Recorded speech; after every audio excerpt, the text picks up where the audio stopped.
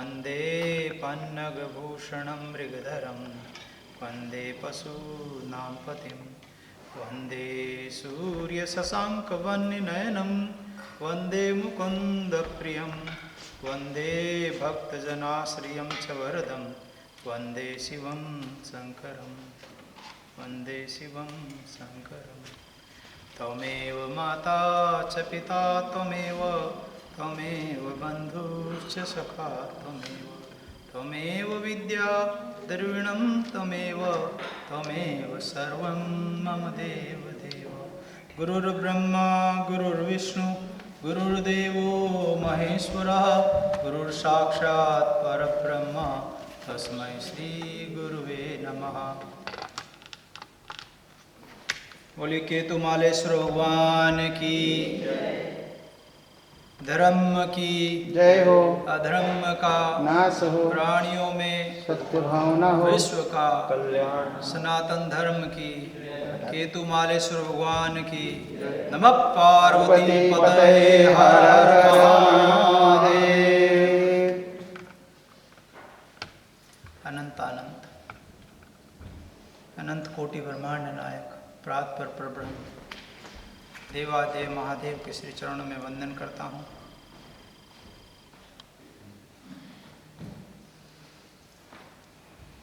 अनेक शास्त्रों के निष्णात परम तपस्वी और इस केतुमालेश्वर व दक्षेश्वर मंदिर के संस्थापक हमारे पूज्य आचार्य जी, भगवती स्वरूपा माताओं एवं धर्मप्राण बंधु, आज का जो समय है यह बहुत अद्भुत समय चल रहा है। अभी मुझे खुशी है, मैं पुनः केतुमालेश्वर आज पुनः आया। जिस दिन इस मंदिर की संस्थापना हुई थी, मंदिर प्रतिष्ठा हुई थी, तो मैं उन दिव्य क्षणों का साक्षी भी रहा हूँ। मुझे इस बात का गौरव है कि जब मंदिर की प्रतिष्ठा हुई थी मैं उस समय भी यहाँ था। और ये मंदिर अपने आप में एक तीर्थ होता है, जहाँ शंकर का इतना सुंदर, देखिए ये नर्मदेश्वर, यहाँ बहुत सुंदर भगवान का प्रतिष्ठा हुई और बड़े सुंदर भगवान की मूर्ति है। अभी शिव का महीना चल रहा है, देखा जाए तो श्रावण मास है, श्रावण मास में भी अधिक मास है, तो सोने पे सुहागे वाली बात है। और आप लोगों का बड़ा सौभाग्य है कि आप भगवान शिव की सन्निधि में हो। भगवान की सन्निधि बहुत बड़े अन्य अनेक जन्मों के पुण्य जब एकत्रित होते हैं और जब हमारे जन्म जन्मांतर के पापों का क्षय होता है, तभी कहीं भगवान की सन्निधि प्राप्त होती है। बोल शंकर भगवान की जय। तो ये निश्चित ही बहुत अद्भुत समय है। और आज यहाँ भारती बहन, वेदिका बहन और फ्रैंक भाई, ये सारे आए हैं। और जितने भी यहाँ, सबके मैं नाम नहीं जानता, माफ़ कीजिएगा, लेकिन मैं चेहरे पहचान रहा हूँ। आप लोगों की सेवा इस मंदिर के प्रति, ये हमारे जो मंदिर में जो सेवा देते हैं, सभी बड़े अद्भुत आप लोगों की सेवा है। भगवान की सेवा करने का जो पुण्य है ना, वो अद्भुत है। अंतःकरण की पवित्रता सेवा से होती है, धन की पवित्रता दान से होती है, शरीर की पवित्रता स्नान से होती है। और सेवा ऐसी चीज़ है, सेवा हमारे अंतःकरण को पवित्र करती है। तो आप माताएं जो यहाँ सेवा दे रही हैं और जो ये भ्राता बैठे हैं, इनका मैं देखता हूँ जब त्रिपुंड लगा हुआ, ये त्रिपुंड ऐसा, इन्होंने कपड़ा ही ऐसा बनवा लिया त्रिपुंड वाला। देखिए भगवान शंकर की उपासना में 3 चीज़ों का बड़ा महत्व है। एक भस्म धारण, रुद्राक्ष धारण, और तीसरा भगवान का जो पंचाक्षरी मंत्र का जाप। जो ये तीनों करता है तो ये समझिए वो साक्षात तीर्थ रूप ही है। उसको यम की पीड़ा नहीं देखनी पड़ती, उसको कभी यमराज के दर्शन, यमदूत उसको कभी पास भी नहीं फटक सकते, ऐसा शिव पुराण में कहा है। तो निश्चित ही आप लोग के बड़े पुण्य हैं कि यहाँ शिव का सानिध्य आपको प्राप्त है। और आपके बड़े पुण्य है कि हमारे आचार्य शंकर जैसे विद्वान, एक परम, जो इनकी सबसे अच्छी विशेषता है, सरल तो है ही लेकिन सुलभ नहीं है। ये देखिए, और कुछ चीज़ें होती भी ऐसी हैं। मेरे गुरुजी कहते थे, आचार्य जी मेरे गुरुजी कहते थे, देखो सरल तो बनो लेकिन सुलभ नहीं। कभी कभी होता है जीवन में जो हर समय सुलभ होता है ना, लोग उसकी वैल्यू नहीं करते। कभी कभी होता है ऐसा। तो चलिए, बहुत अच्छी बात है। आज का दिन यहाँ ये जो भारती बहन, वेदिका बहन का तुलादान का भी है।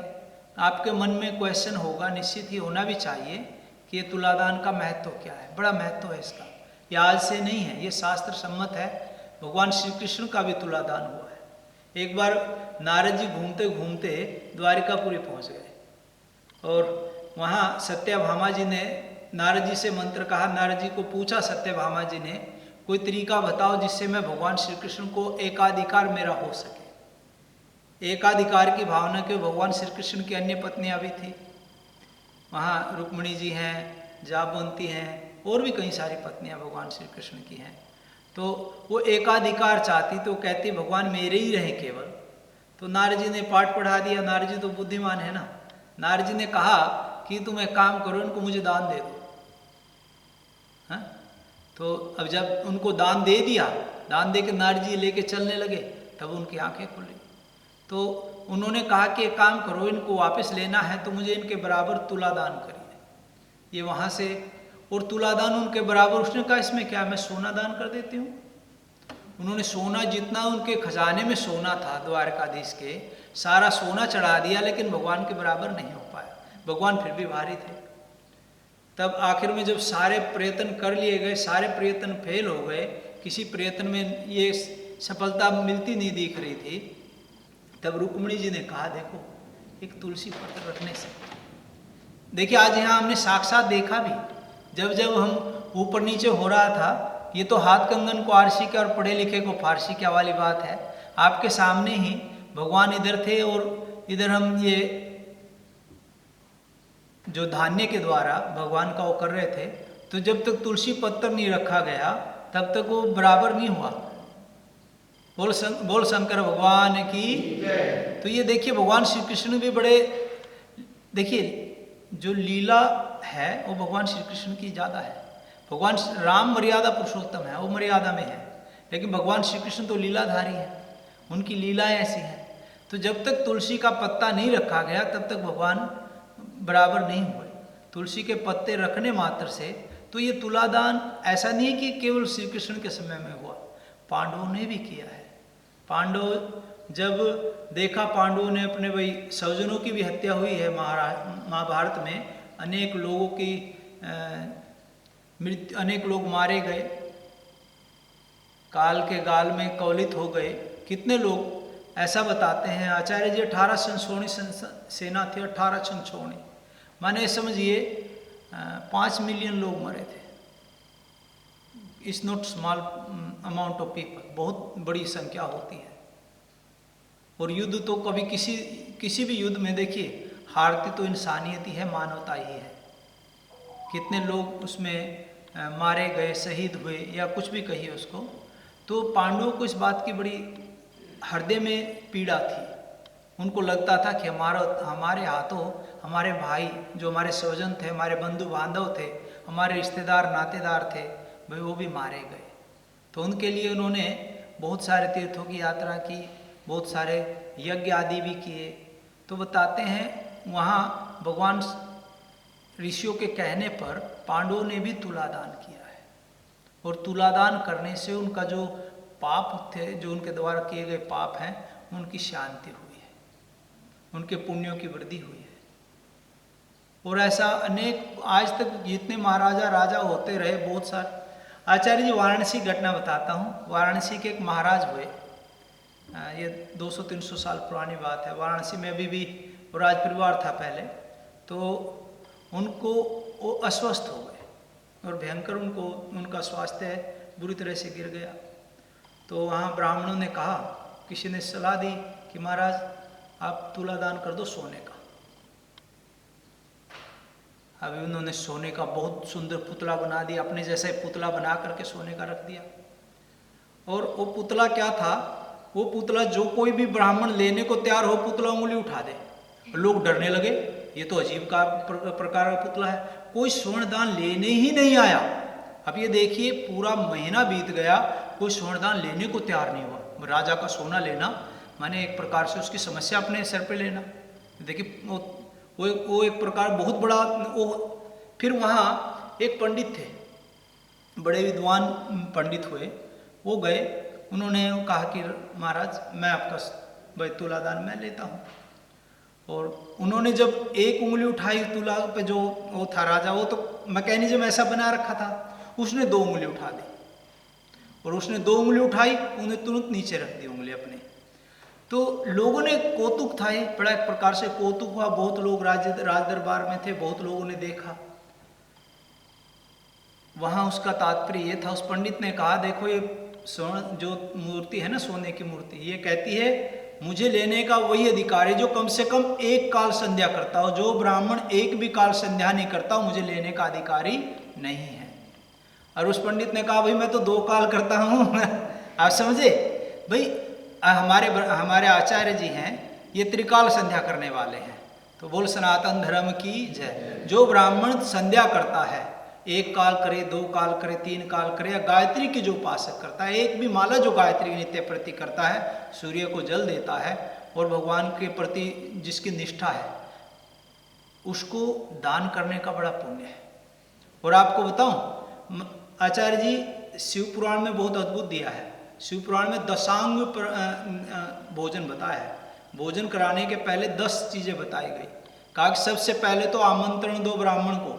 ये नहीं है फोन पे करके कह दिया पंडित जी आ जाना ना, जा करके उनके पास जा करके उनको विधि पूर्वक उनको कहो ब्राह्मण देवता कल हमारे यहाँ भोजन करने आना। उनको आमंत्रण करना होता है। उसके बाद फिर उनको घर बुलाना है, उनके पाद से उनके पैर धोने हैं, ब्राह्मण के पैर धोना होता है। ब्राह्मण के पैर जो नाखून होता है ना, नाखून में लक्ष्मी का वास है, तो जो ब्राह्मण के पैर धोता है उसके यहाँ कभी लक्ष्मी की कमी नहीं रहती, इसलिए ब्राह्मण के पैर धोए जाते हैं। तो ब्राह्मण को फिर पैर धोया जाए, उनको फिर तिलक चंदन लगाया जाए, उनको फिर दिव्य भोजन कराया जाए, और उनको वस्त्र आदि दिए जाए। तो भोजन के बाद फिर दक्षिणा दी जाए। हरियाणा में कहते हैं दांत घिसाई, भाई उन्होंने जितने दांत घिसाए उसके लिए उसको दक्षिणा भी दी जाए हैं। और उसके बाद दक्षिणा देने के बाद उनको पुनः प्रणाम किया जाए, और प्रणाम करने के बाद भी उनको बाहर तक छोड़ने आए, उनके साथ अनुवर्तन करें, उनके पीछे थोड़ी दूर चले। इस प्रकार ब्राह्मण को भोजन कराने का पुण्य है। और कितना पुण्य है, कहा कि जो आदमी आज बीमार हैं, समझिए उन्होंने पूर्व जन्म में ब्राह्मण की सेवा नहीं की है, या भगवान शंकर की उपासना नहीं की है। क्यों? यदि आज आप भगवान शंकर की उपासना करते हैं, ब्राह्मण को दशांग भोजन कराते हैं, तो अगले जन्म में आप 10 सालों तक बीमार नहीं रहेंगे।